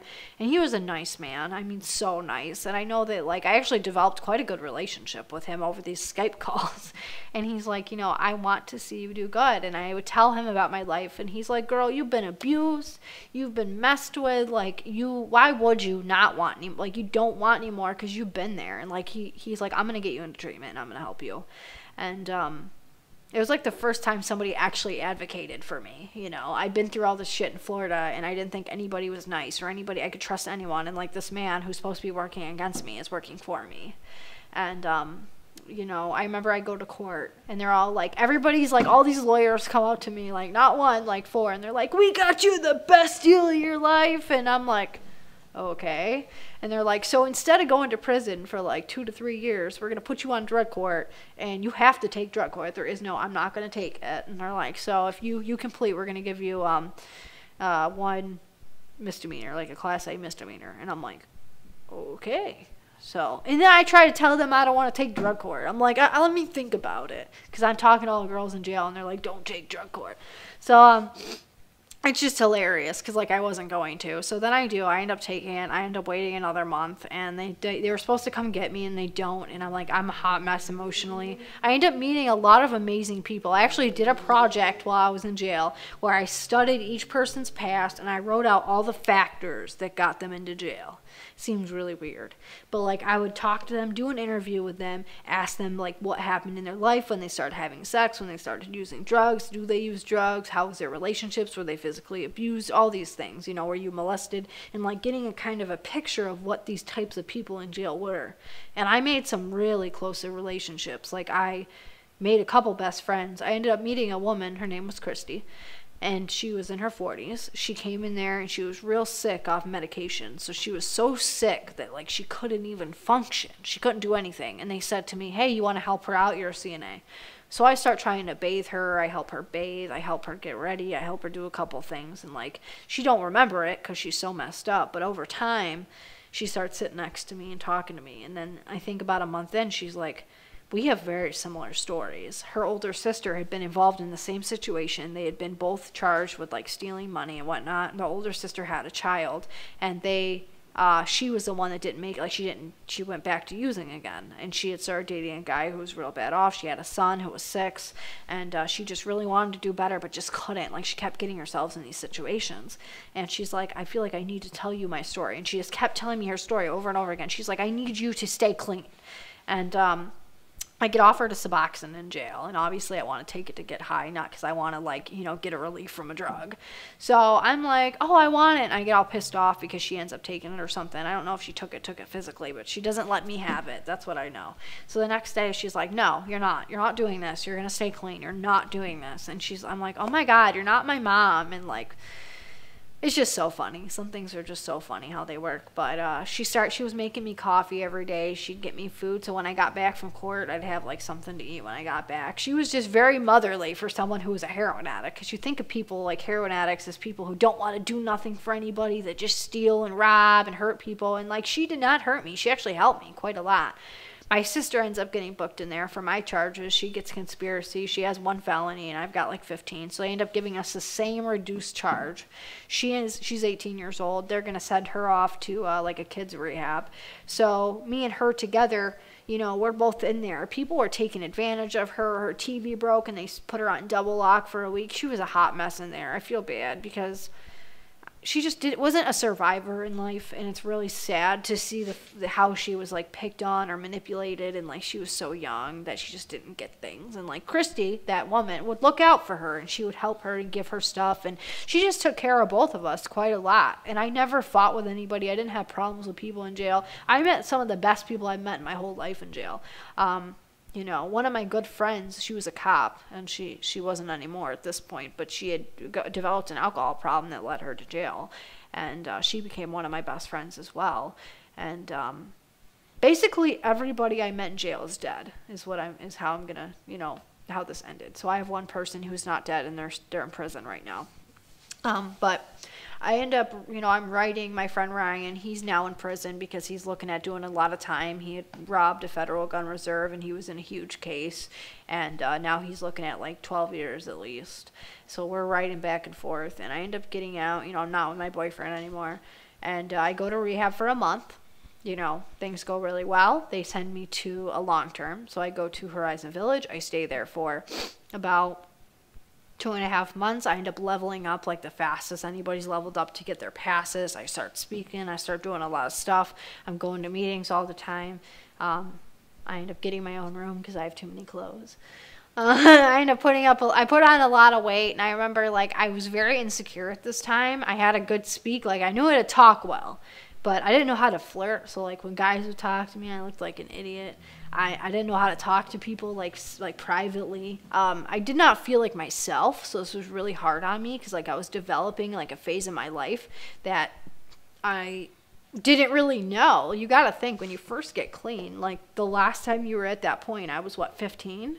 So I didn't really feel like myself, but I started to revert to those old patterns. Like I wanted to dye my hair crazy colors and put piercings back in, and like I started to feel more like myself, and that was kind of a good thing because it's like I developed from where I left off.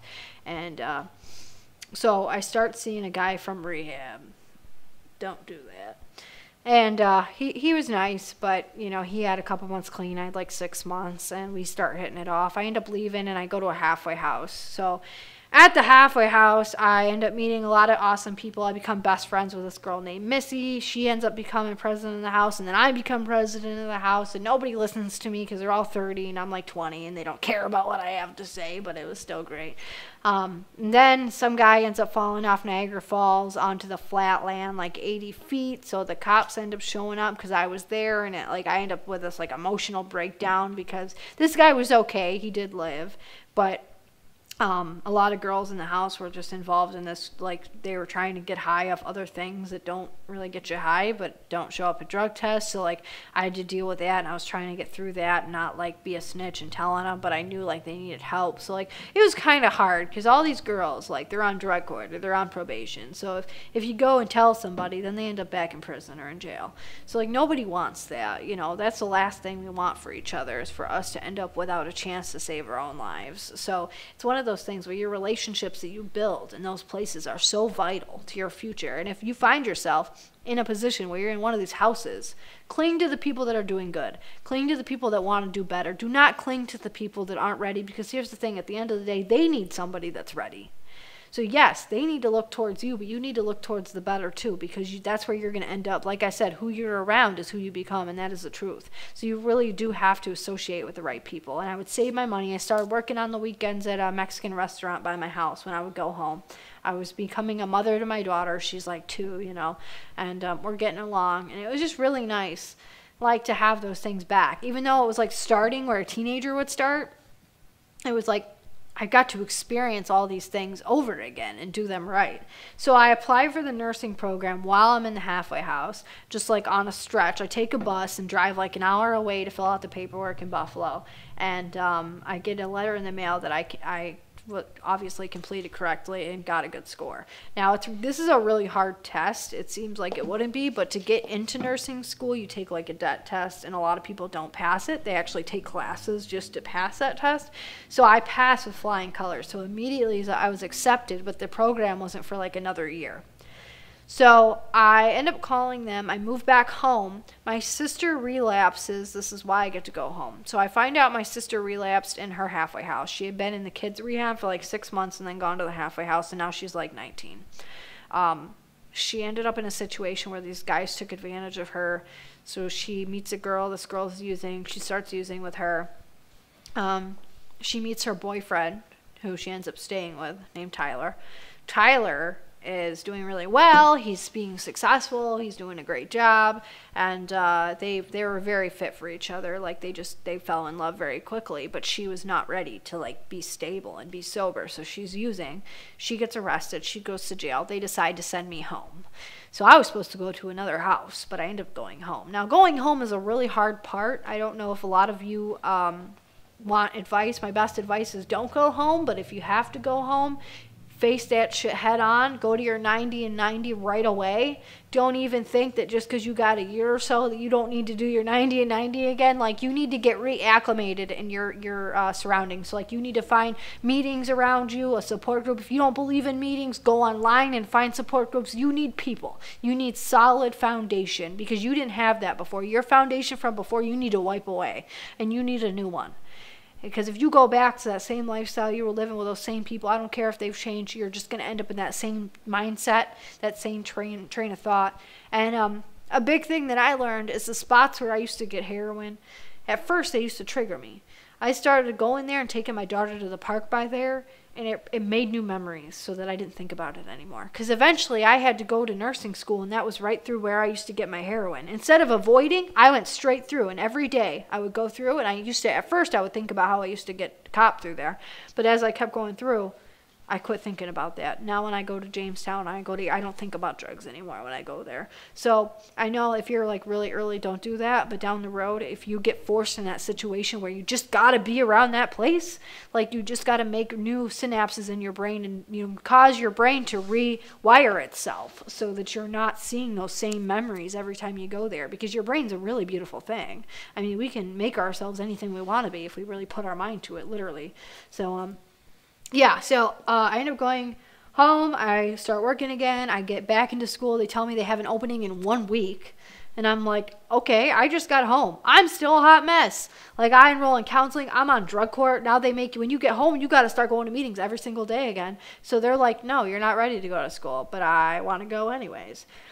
So I say yes. I start school. I tell them I'm going to do it. I'm going to shoot for it. Now I'm dating this guy, and he ends up relapsing on crack. Okay. So, basically, long story short, he gets caught. Everything goes to shit. I don't end up using, but drug court finds out that I'm out of county and I'm not really doing what I'm supposed to be doing because I'm around him and he's using. So, I end up getting an argument with the judge, and he says, you need to go to jail for a day. You're out of county, blah, blah. And I'm like, I'm in school. So, she had it set up, my drug court coordinator, that I was going to go for like a day over the weekend so that when I got back, I'd be back in school. Well, the squirrels are at it again. They're so cute. Anyway, so I end up going to, I go up to bat with the judge, and I know that like he has his best intentions, but I end up getting into the argument with him because he's not where I'm at. And we end up getting in an argument because he's treating me like a drug addict instead of a person. So I end up throwing my wallet at him, and I end up getting thrown in jail for a full week. Well, then I end up losing my whole second week of school. And that's not necessarily a good thing, because a whole second week of school is a lot when that's all you're allowed to miss for your whole year of school. So they immediately let me back in the program. They tell me if I complete all my tests with an 80 or higher, they're going to let me stay. And I end up doing all my tests and having flying colors on all my tests. So the best part was I studied while I was in jail for that week. And I ended up with like 98s and 90s on all my tests. And they're like, all right. They're like, you just can't miss any school.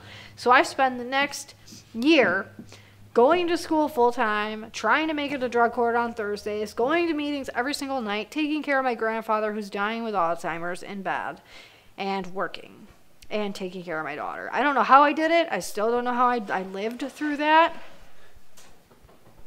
And there's a cute little squirrely in the vent making loud noises.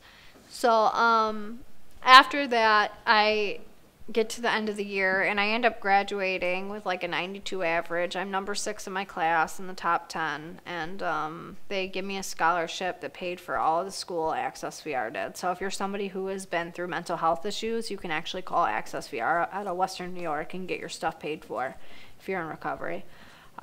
But it was just a very, very awesome thing to complete school. I didn't really think I was ever going to go back to school, so that was like a goal that I used to lie and say I was an LPN, and now I really was one. So I end up completing, and then I go to court right after I complete school. And when I went to court, I was supposed to get my felony dropped to a misdemeanor. My job, I had to temporarily stop because I had a felony on my record, and I had to show that it wasn't real. And then it was in withheld adjudication. So I go to court. My teachers had wrote me letters on my behalf, as well as many other people, and they end up dropping all my charges completely. So I end up with no charges in New York besides a disorderly conduct and a conditional discharge. So I end up going back and applying for my license. I passed my exam immediately, and the biggest issue was whether they thought I was competent enough to be a nurse. So after 3 months, I start fighting with the state about why I should be a nurse. They want dispositions. They want proof that I'm not going to rob people if I go back to drugs, and I'm not going to steal from med carts and all that fun stuff. So I send them like literally 20 to 30 dispositions, and I call them all the time. And I had one guy out of 3 judges that didn't want me to work, that decided he didn't think I was a fit. So he was going to take the month after vacation to decide if he wanted me to be a nurse. So I sent in a letter to him, and in January, they told me they would give me a call back later in the month, but it might be a month or 2 after. So I'm starting to get really depressed. I'm working as a CNA, and I'm getting fed up with it because I know I'm supposed to be a nurse. I've already taken my test. I'm done. And I'm just thinking, like, did I just spend all this time going through all this for no reason? My sister had gone back to rehab. She was in now one of those like Oxford houses. So she was in like one of the long-term recovery houses, and she got to come home. So instead of staying home, she was staying at her boyfriend's house out in Olean, which was an hour away. She had taken my mom's car. At this time, she was dabbling again. She was drinking. She had finished drug court, but they were going to put her on 3 years of probation. So we really hadn't spent a lot of time together. We went out to a rave, and I remember she wanted to drink, and I told her, you really shouldn't drink. And she said, well, I've never been an alcoholic. So we got kind of this bitter batter fight over it. And then she told me she had taken 40 gabapentin at once. And I'm like, you need to go to the hospital. And obviously she told me it had been way before that. So at this point, she's like, all right, we're just going to head home. So we end up going home, and she falls asleep, and I thought she died. And I end up punching her in the chest. I'm like, wake up! And I just wham, hit her in the chest. And she's like, why'd you do that? But I really thought she was dead. She was turning gray. And at that point, I'm like, oh my God, I feel like my sister's going to die. And I got scared because I realized she was doing more than that, and then it was a little deeper. I had had her phone before, and I'd read some bad messages, and I tried telling my mom. I'm like, Mom, she's not doing good. And my mom did not want to hear it. My mom's like, give her a shot. Let her succeed. You never give her a chance. Everybody always looks at you, but they don't. She's, you know, my sister was always like in the shadow of me, and it was really hard for her because she felt like everything was about me and my daughter and not her, and she was the baby. That was something that she dealt with her whole life. She had graduated school because we pushed her to go, but she was still young and she wasn't really ready. And she was still dating that guy, and they loved the crap out of each other, but they're both addicts, and it's just hard. That's why if you're in recovery, I suggest not dating somebody in recovery, but at least not for your first year. Be careful. I mean, it's hard because here's the thing. At the end of the day, if one of you goes out, you have to deal with the consequences of what happens to them, even if you're not doing it. And it's hard. It's not fun. And to watch them do it, eventually you will psychologically fall back. Even if you don't physically do it, you'll feel it mentally. Me and my boyfriend, We're not doing good. We became super abusive. It was super toxic. Now I'm clean and we have a toxic relationship, and I'm wondering what I'm doing wrong that I'm in this. And I didn't know how to stop it. Like I had so many things going on in my life. I just did not how to get rid of that part. And I didn't really feel confident with myself. I started to lose weight again, so I was starting to feel better again, but it was just, he kind of like put me down and brought me up at the same time, so I was pretty manipulated a lot of the time, and I just wanted things to stop. But I did love him quite a lot, and I do accept he is who he is, but we were just not meant to be together for us for having the same brokenness that I've always had. You know, we have to fix ourselves, and we can't always be perfect, so sometimes you just have to move forward and find somebody who fits you more decently. And you have to love yourself first and foremost. If you don't love yourself yet, I met him really early in recovery. Of course I wasn't ready, you know. But on January 21st, 2018, I found out that my sister had died from an overdose in the back of a parked car at a credit union. That day was a day that I knew what was coming. She had left in the morning. She actually put on one of my little prayer bracelets, and she said, "Don't tell Brianna I'm going to wear it." I heard her say that, and then she walked off with it. She went to court, and the judge said, "You know what? I'm not going to give you 3 years probation. You completed drug court. I'm just going to let you go off scot-free." And instead of making that choice that was offered to her, like, you have this fresh start, because her biggest complaint was that people blamed her and judged her for her past, and now it was wiped clean.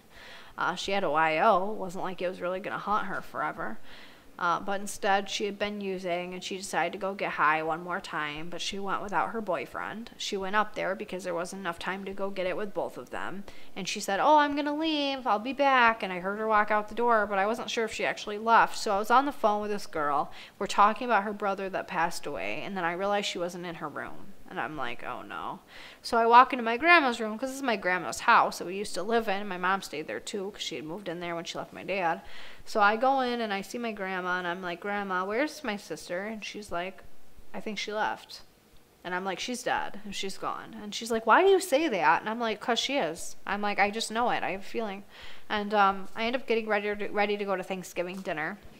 So I start getting ready. I'm going to meet my kid's dad. We're going to his family's house. My daughter's going to go eat there. And I get in the car, and I have this, like, super sensational, like, painful, heavy feeling that comes over me. It was, like, one of the craziest feelings I've ever had. It was like having an anxiety attack, but with an added pressure over, like, my chest. It was like I had, like, somebody was sitting on me. Almost like I was having a heart attack.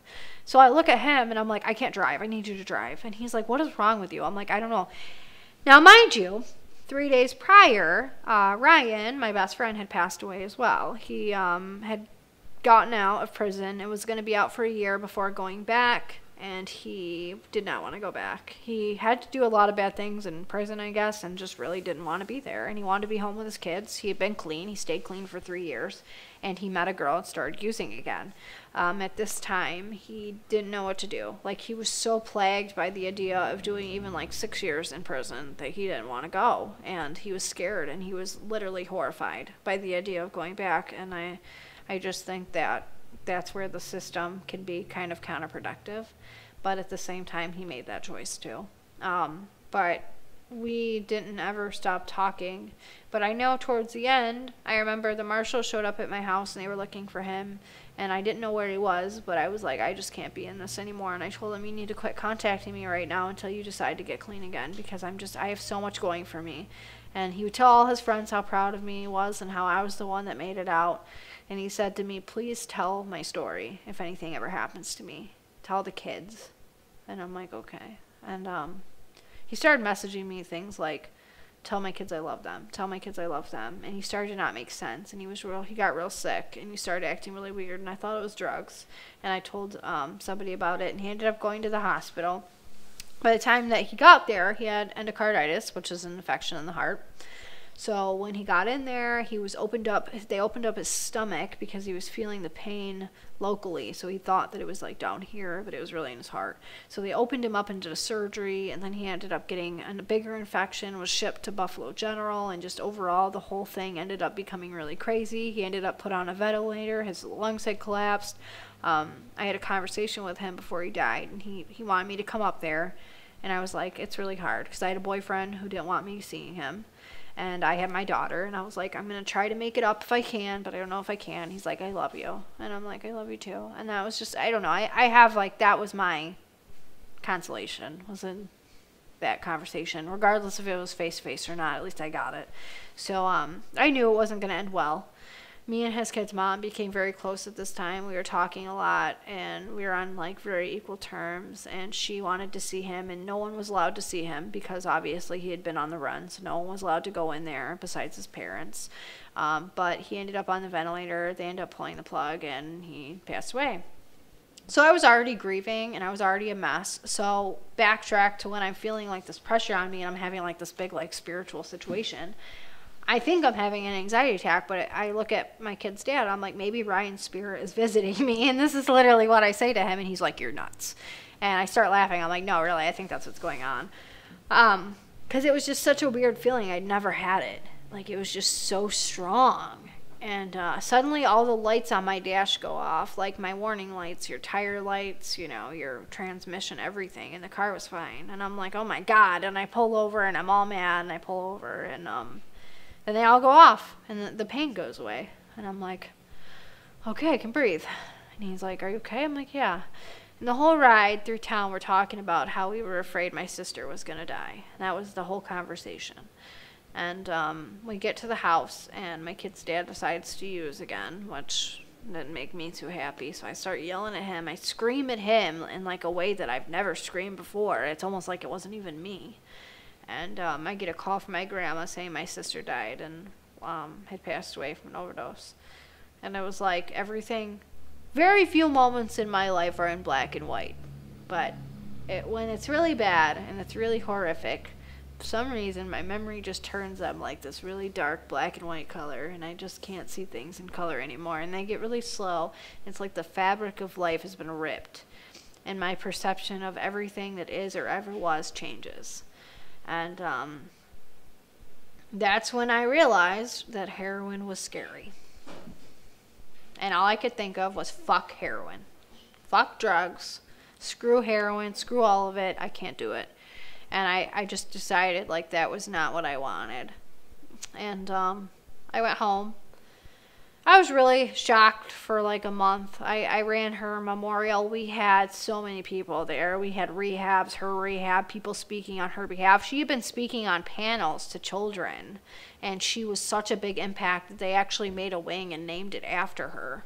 And now there's a huge setup for her right now at Kids Escaping Drugs in West Seneca. Also, they had a big donation fund. They helped us. We got $3,000 donated to her memorial as well. A lot of the community helped, and a lot of people cared, and a lot of people got clean because of her. So she did her part. She really did. She tried. She really did. And a lot of us do try. Some of us just aren't here. Some of us just die. And it is what it is. But if you're here, you do still have that chance to make an impact. Even if you don't believe it, even if you don't feel like you're special, even if you're real humble and you're like, I'm the same as everybody else. The point is if we are all the same, that we have to utilize that to help each other, because we all feel the same things. We all resonate on a feelings level. So even if you don't experience all these crazy things that I have, I guarantee some of the sadness that I've felt you can relate to. And some of the pain you can relate to. And that's where it comes down to it. Our experiences and our life is completely different in many different ways, but in one way we are all the same. So we do have to help each other to get to the same level of being happy and healthier and a better quality of life. Because that's what it comes down to, is looking out for one another. We're all human. We all end up buried somewhere 6 feet under, but this is what we have to take advantage of at this point in time. So be thankful for it. I don't know. I've had a lot of good moments, a lot of bad moments. The good ones definitely don't make up for all the bad, but they definitely even the playing field out sometimes. After she passed away, I went through a really bad depression where I didn't my meaning of life got really off-kiltered. I started questioning everything, and I still do, but it was really strong. It was like, I questioned, why am I here? Why am I not dead?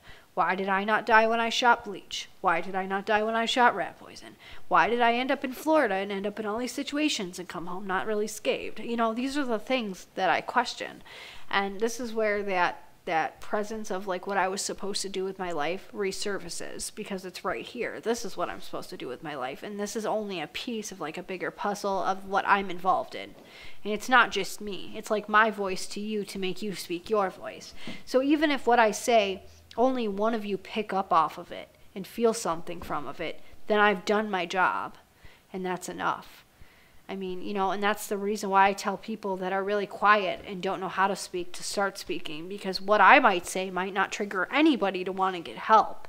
But that one person that decides to speak out because of it might be the only voice that can help somebody else. And that's like my motto, is like, we may only have one person that we are going to be able to help, but maybe we're just meant to help them. But we have to be able to do that to get there.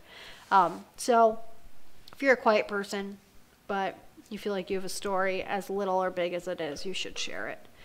It's important. Even if you aren't an addict or you aren't in recovery, there's a story that I guarantee you've gotten through that you can save somebody else a lot of hurt if you tell it. But after a couple months, I decided that something she had talked about and I had talked about was kind of doing like an online channel and talking about recovery. Back when I was using, I actually used to talk about why I wanted to be in recovery and all the things that had happened to me and how I wanted people to get better. And I was really a big voice for people even when I was using. And I was on this platform that I used to go live on quite a lot, and people really took to me. And so I decided I needed to get back into something, because I was no longer going to meetings at all. I was working all the time. I was just kind of reintegrating back into my normal life, and it was not making me happy. I was depressed. I had anxiety. I was getting a lot of like mental health problems were coming on pretty strong, and it just wasn't really good for me, I guess. But over time, like, I decided I had to do something that was like bigger and more aligned with like my purpose and like being alive, because I felt like I was wasting my potential for quite a long time. So I decided to create my page, which is Breaking Chains, the Whitney Project. It was kind of just like a last minute out, not sketched out thought. And I was like, I'm just going to make it and see where it goes. And it went there. It went. It's reached over like 50,000 people at one point. It goes up and down and it changes. And sometimes we have a bigger amount of people that watch. Sometimes we have a smaller amount. You know, it's never going to be perfect. If you're somebody who is in this industry and you're really trying for all the right reasons, just let it keep going. Don't stop doing it. You know, at the end of the day, it's not about how many. It's about the quality of what you're putting out there and how much you care and what you really want to give. So, I mean, if you're really trying, that's really all you need at the end of the day. But I have reached a lot of people. I do get a lot of phone calls. I'm not perfect. I know people think that if somebody is in recovery that they're supposed to be perfect. Wipe that judgment from your mind, because we are not perfect, okay? We still have a lot of character defects we have to work on. We still, you know, might not be completed in all areas of our life.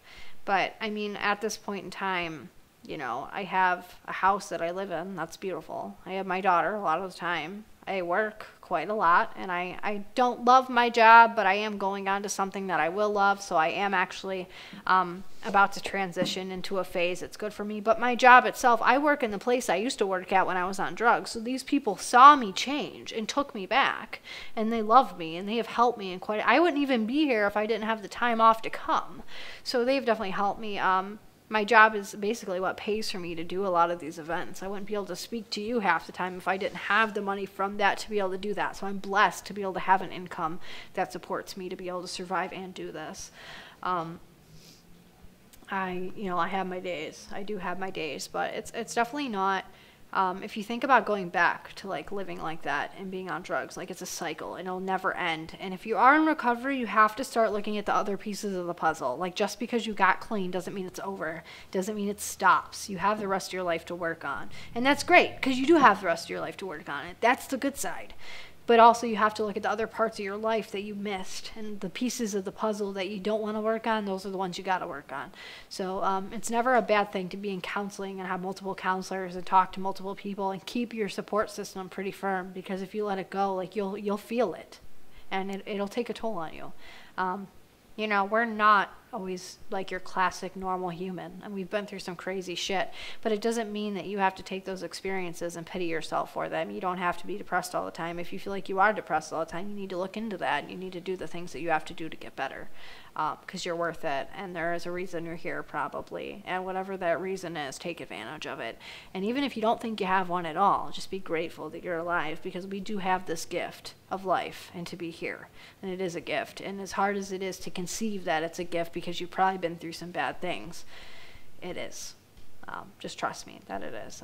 And telling your story, make sure you do it. It's very, very important. I'm very thankful to be here and to be able to tell mine, because I probably shouldn't be. And I'm just thankful that my words and my genes go into my little daughter, who gets to grow up and carry on my visions and her own. And that's what I hope to do, is like help our youth. That's like the biggest thing, because that's like who we are as them and their children, and that's our main thing, is to carry on ourselves. So thank you for listening. Do everything with love and gratefulness.